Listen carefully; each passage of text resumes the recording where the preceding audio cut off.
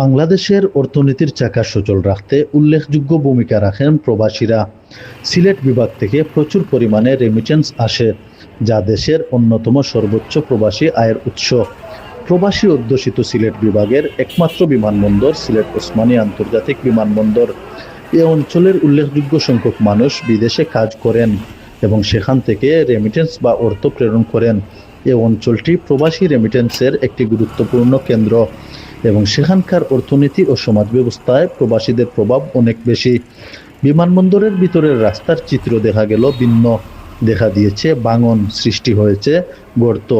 এখনই রাস্তাটি সংস্কার না হলে আগামীতে সৃষ্টি হবে রাস্তার বেহাল অবস্থা।